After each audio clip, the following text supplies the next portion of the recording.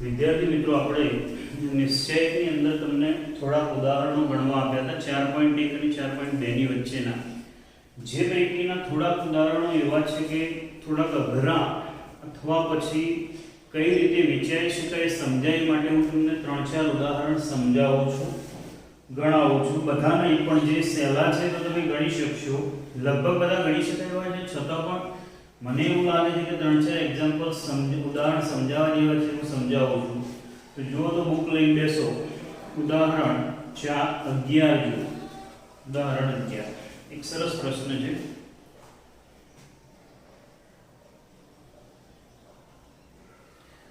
Page number 94 પર ઉદાહરણ 11 છે. જુઓ,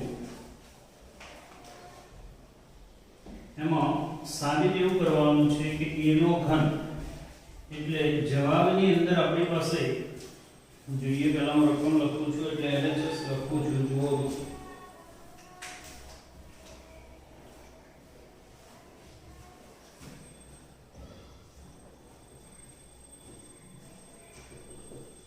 ઉદાહરણ 11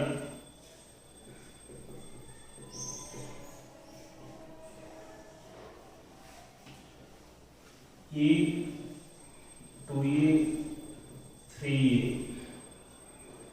a plus b 3a plus 2b 6a plus 3b a plus b plus c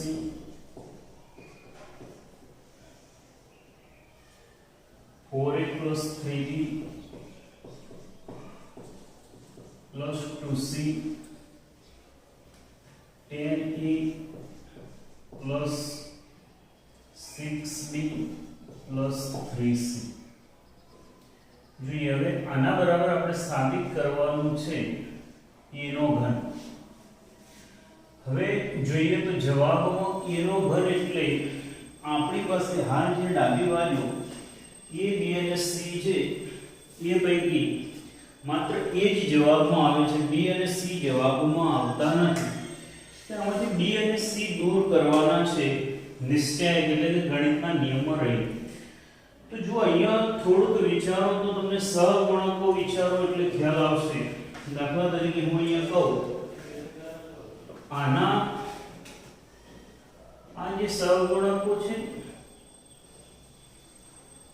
આમાં 1 a નો સહગુણક 2, a નો સહગુણક 3, એના એક સહગુણકો અહીંયા છે. અહીંયા 1 2 3, b નો સહગુણક 1, b નો સહગુણક 2, b નો સહગુણક 3. એ જ પ્રમાણે b ના સહગુણક a જેટલા જ b ના સહગુણકો છે, અહીંયા a જેટલા જ c ના સહગુણકો છે. એના ઉપરથી વિચારીએ તો તારણ મળશે આપણને.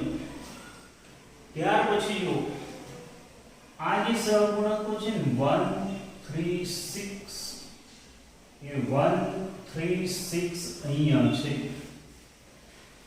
એ સહગુણકો સમાન છે એનો આપણે સદુપયોગ કરીશું.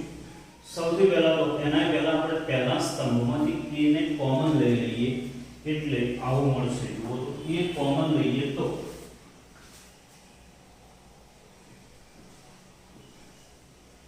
પહેલો સ્તંભ 1 2 3, બાકીના બધા ઘટકો એમના એમ.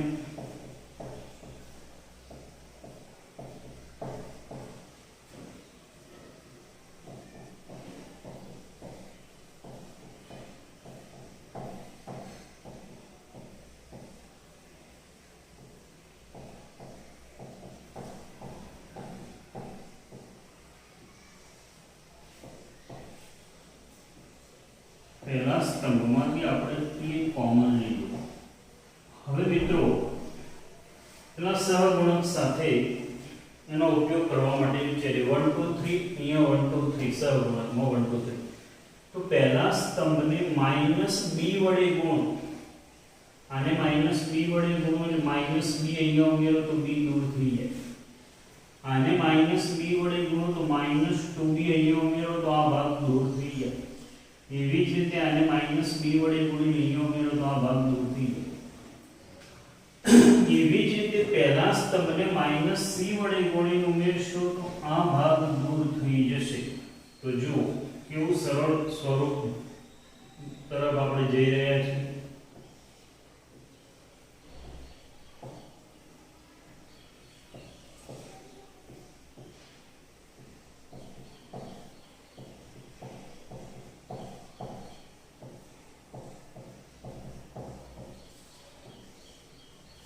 पहला स्तंभ ने -a वडे गुणी बीजामां उमेर्यो -b वडे गुणी અને પહેલા સ્તંભને -c વડે ગુણી ત્રીજામાં ઉમેર્યો અને -c વડે ગુણી અહીંયા ઉમેર્યો. હવે જો બીજા સ્તંભમાંથી a કોમન મળશે, બીજા સ્તંભમાંથી a કોમન a square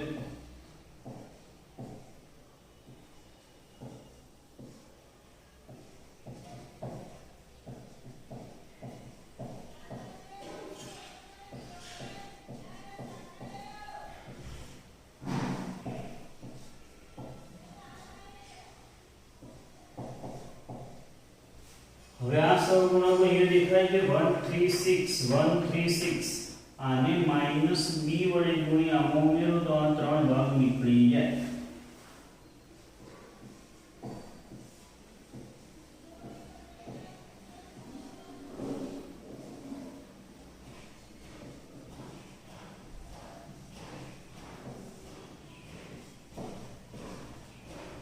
બીજા સ્તંભને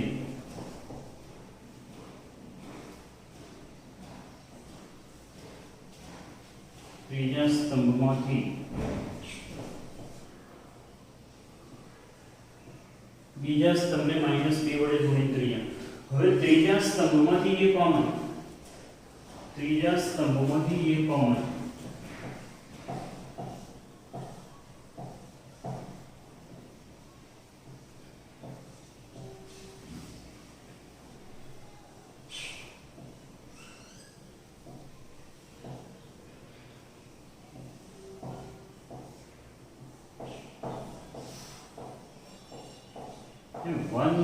વન આવે એટલે કોઈ પણ દાખલાનું બહુ વિચારવાનું જ નહીં. 1 1 1 આવે તો 1 0 0 બનાવી દઈએ. પહેલા સ્તંભને બીજામાંથી પહેલો સ્તંભ બાદ કરીએ, ત્રીજામાંથી પહેલો સ્તંભ બાદ કરીએ. આમાંથી આ બાદ કરો 0, આમાંથી આ બાદ કરો 1, આમાંથી બાદ કરો 3, 1 માંથી 1 બાદ કરો 0, 4 માંથી 2 બાદ કરો 2, 10 માંથી 3 બાદ કરો 7. 1 0 0 ત્રિહાર નિશ્ચયક બનાવો.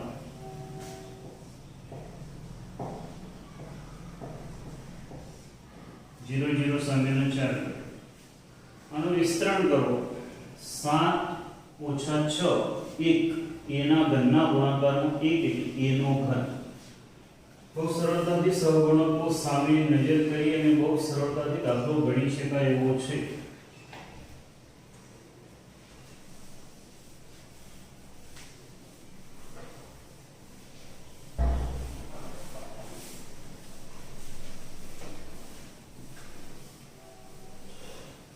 જોઈએ ત્યાર પછી હું ગણાવું છું ઉદાહરણ. સેમાં છે નથી ગણાતો 12 13 14 પોઈન્ટ પર્ટિક્યુલર રીતનું છે. લાલ પેનથી ચોપડામાં નોંધી લેજો. જો એમાં 100 મળ્યા સિવાય વિસ્તરણ કરેલું છે. ફરીથી કહું છું, નોંધ કરો. ઉદાહરણ 14 એ ચોપડામાં લાલ પેનથી ગણો. એ એક એવો દાખલો છે કે જેમાં 100 સિવાય પણ વિસ્તરણ કરેલું છે. યાદ રાખજો મિત્રો, અમુક દાખલા ખરેખર વિસ્તરણ સિવાય નથી ચાલતા, પણ જે દાખલો બુકમાં વિસ્તરણથી ગણેલો હોય ચાલે છે. એટલે એને ધ્યાનથી નોંધજો અને પરીક્ષામાં પૂછાય તો એ ટાઈપનું સાદુરૂપ આપશો તો એમાં ચાલશે. બધા દાખલામાં નથી ચાલતું, પણ એ દાખલામાં ચાલશે. જોઈએ ત્યાં પછી ઉદાહરણ 15 ગણીએ. 15 અને 16 એવા બે અગત્યના ઉદાહરણો ગણીશું. તો જુઓ, જો x y z ભિન્ન હોય અને ડેલ્ટા બરાબર આ નિશ્ચય બરાબર 0 હોય તો સાબિત કરો કે 1 + xyz = 0. તો જોઈએ સૌથી પહેલા આપણે અહીંયા આ નોંધીએ અહીં xyz ભિન્ન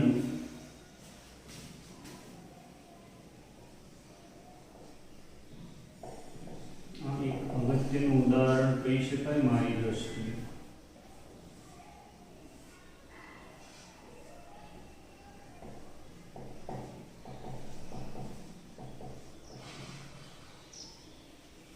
xyz ભિન્ન આપેલ છે.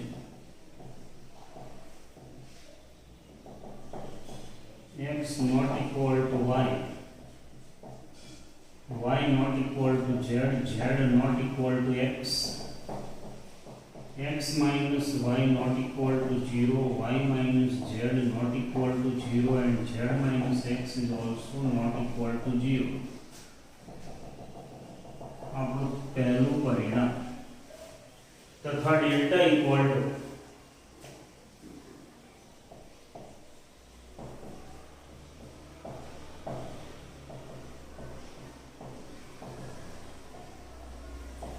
जो डेल्टा बराबर एक्स वाई जेड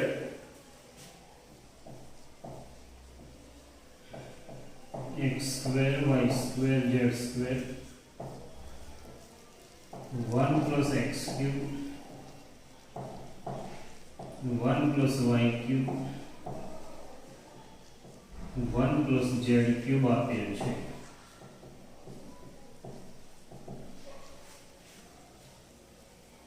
જોઈએ મિત્રો હવે આપણે અહીંથી 1 + x y z એ દિશામાં જવું છે. એના પહેલા અહીંથી જોઈએ તો સૌથી પહેલા તો આ ગુણધર્મ પ્રમાણે પાંચમા ગુણધર્મ પ્રમાણે આ ત્રીજા સ્તંભના બે ભાગ પાડી લઈએ તો આવું થશે. પહેલો સ્તંભ એમના એમ, બીજો સ્તંભ એમના એમ, ત્રીજો સ્તંભ એમાં પહેલો પ્લસ વાળો ઘટક, પહેલો સ્તંભ એમના એમ, બીજો સ્તંભ એમના એમ, ત્રીજા સ્તંભમાં બીજા નંબરના ઘટકો. હવે એવું કરીએ આપણે આ નિશ્ચયકને ડી ધારી લઈએ. આ નિશ્ચયકને ડી ધારી લઈએ. આવો જ નિશ્ચયક પેલામાં ગોઠવી શકાશે. ડી પ્લસ આમાં હું પહેલી વારમાંથી x, બીજીમાંથી y અને ત્રીજીમાંથી z કોમન લઉં છું.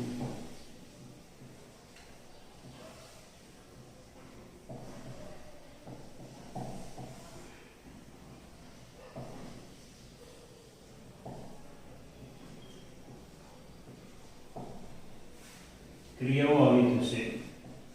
r1 માંથી x કોમન, r2 માંથી y કોમન, r3 માંથી z કોમન તથા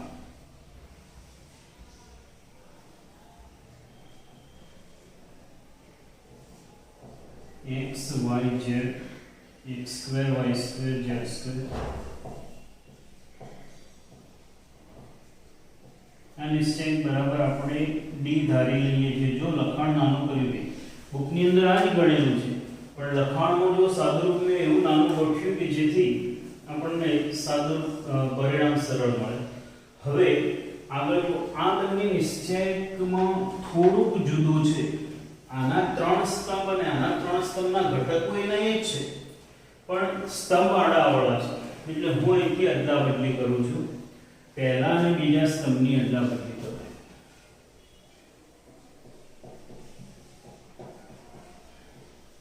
એટલે -1 આવશે આગળ.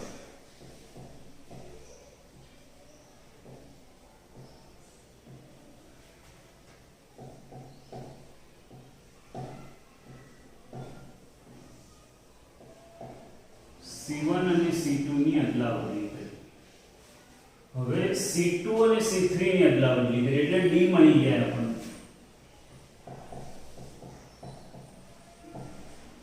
એટલે એટલે આ માઈનસ અને માઈનસ એટલે પ્લસ થઈ જશે.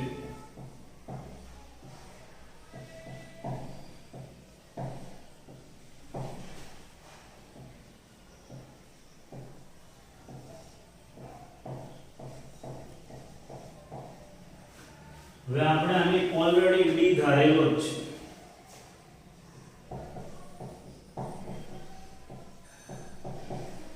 આમાંથી b કોમન.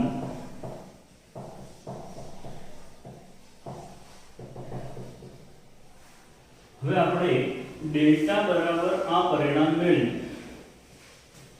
એમાં એક અગ્નિ એટલે આપણી પાસે જે સાબિત કરવાનું છે ને આના ઉપરથી મળી શકે એવું પરિણામ છે. પણ આ બંને આના બરાબર 0 આપેલું છે. ડેલ્ટા બરાબર 0, ડેલ્ટા બરાબર 0 એનો અર્થ કે d0 અથવા કૌંસ 0 સાબિત કરવાનું છે. કૌંસ 0 એટલે d0 નથી એવું સાબિત કરીશું એટલે કૌંસ 0 થઈ જશે.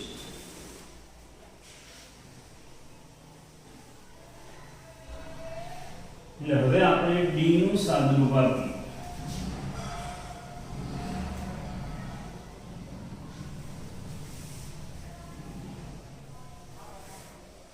હવે d ઇક્વલ ટુ આનું સાદુરૂપ વિચારીએ તો ઇક્વલ ટુ એટલે ડાયરેક્ટ નહીં આપણે નિશ્ચયના પ્રમેયનો ઉપયોગ તો કરવો જ પડશે. તો 1 1 1 છે ને 1 0 0 બનાવી દઈએ. બીજી હારમાંથી પહેલી હાર બાદ કરો અને ત્રીજી હારમાંથી પહેલી હાર બાદ કરો.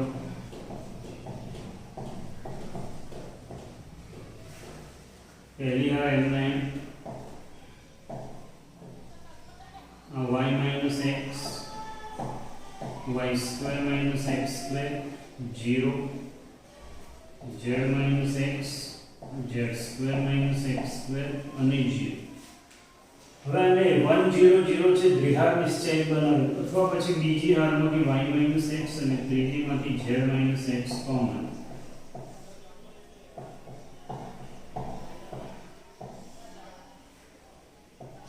y minus x કોમન એટલે 1. આના બે અવયવ y minus x ને y plus x એ પૈકીનો y minus x કોમન એટલે y plus x થાય. 0 1 એવી જ રીતે એક અવયવ z plus x વધે. r2 માંથી y minus x કોમન અને r3 માંથી z minus x કોમન. હવે અહીંથી જોઈએ તો આનું વિસ્તરણ આપીએ.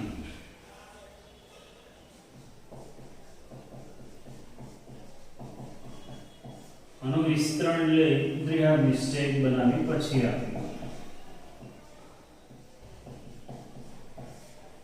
આમાંથી માઇનસ કોમન લેજો. આના વિસ્તરણમાં z plus x minus y plus x એટલે x ઉડી જશે. આ z minus y એમાંથી માઇનસ કોમન એટલે y minus x y minus z.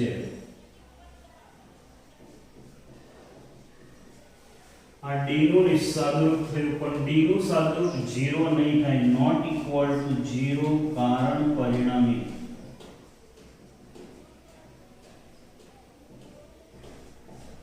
આ ત્રણેયમાંથી એક પણ સંખ્યા શૂન્ય નથી. ત્રણેયમાંથી એક પણ સંખ્યા શૂન્ય નથી એટલે એનો ગુણાકાર શૂન્ય નહીં થાય. આ બેનો ગુણાકાર શૂન્ય છે એ પૈકીનો આ શૂન્ય નથી માટે બીજો ઘટક શૂન્ય થશે. માટે પરિણામ 2 પરથી ડેલ્ટા ઇક્વલ ટુ 0 હોવાથી 1 plus xyz equal to 0.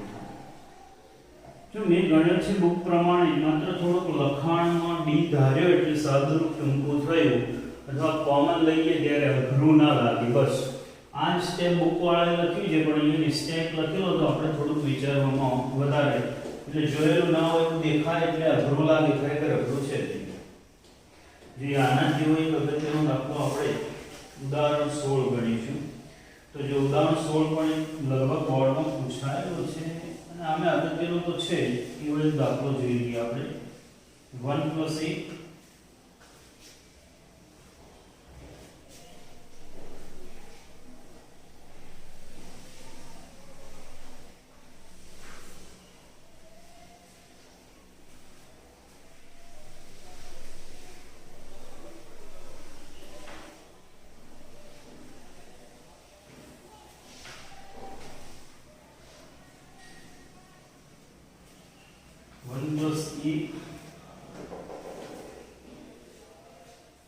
1 + b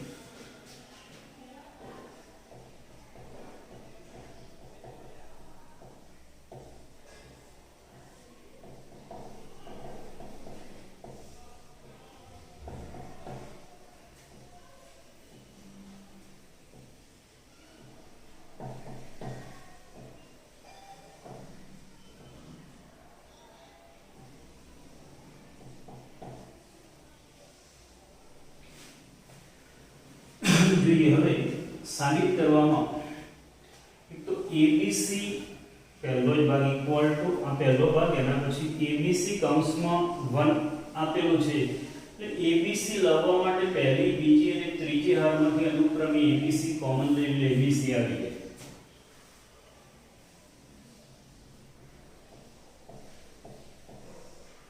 પહેલી હારમાંથી a કોમન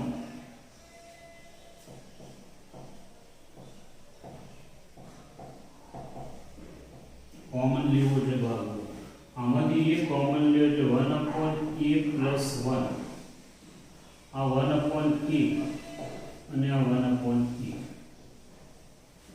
બીજી હારમાંથી b કોમન લઈએ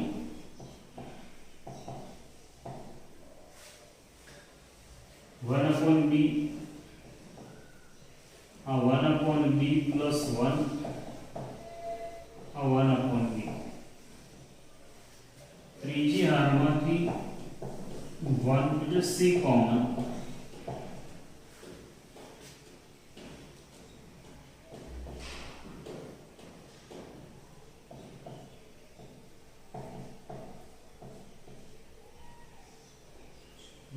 c + 1 છે તો સરખું પણ આ 1/c અને આ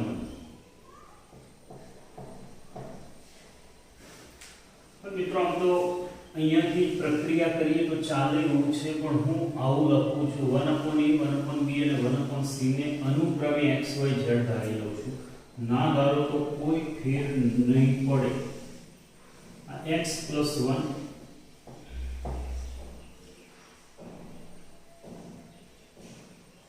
x y + 1 y z z z + 1 નિશ્ચયની ક્રિયા નથી કરી આપણે ધારીએ છીએ 1/a = x 1/b = y અને 1/c = z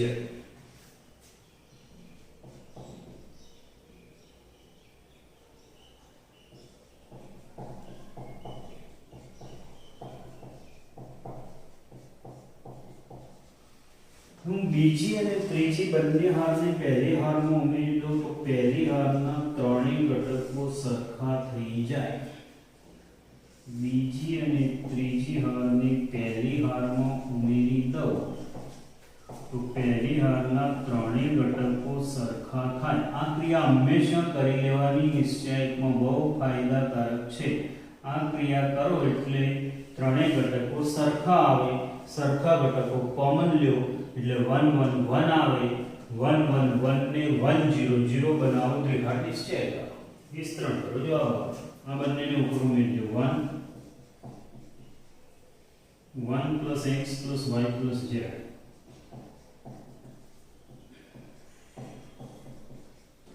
1 + x + y + z 1 + x + y + z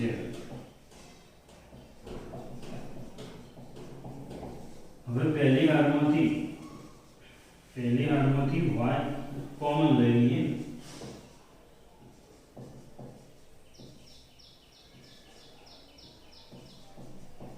પહેલી હારમાંથી 1 + x + y + z કોમન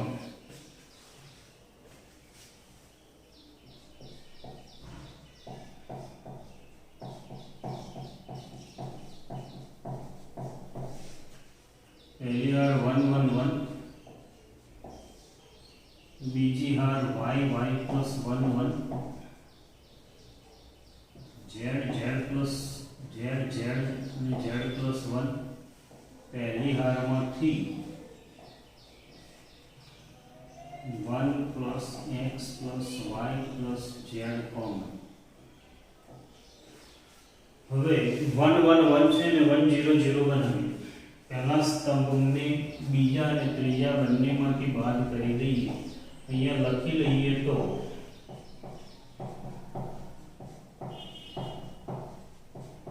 અહીંયા કિંમતો નથી મૂકવી. C2 માંથી C1 બાદ કરો અને C3 માંથી C1 બાદ કરો. 1yz 1 માંથી 1 બાદ કરો 0, y plus 1 માંથી y બાદ કરો 1, z માંથી z બાદ કરો 0, પછી 1 માંથી 1 બાદ કરો 0 અને y હશે. y માંથી 0 બાદ કરો 0, y માંથી y બાદ કરો 0, આમાંથી z બાદ કરો 1. પહેલી વાર 1 0 0 આવી ગઈ. 1 0 0 0 0 સામેના ચાર ઘટકો વાળો દ્વિહાર નિશ્ચય.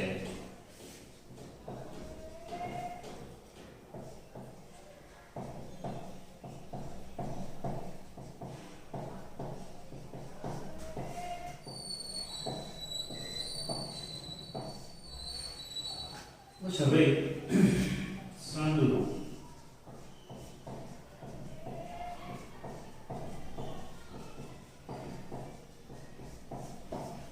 1 minus 0 1.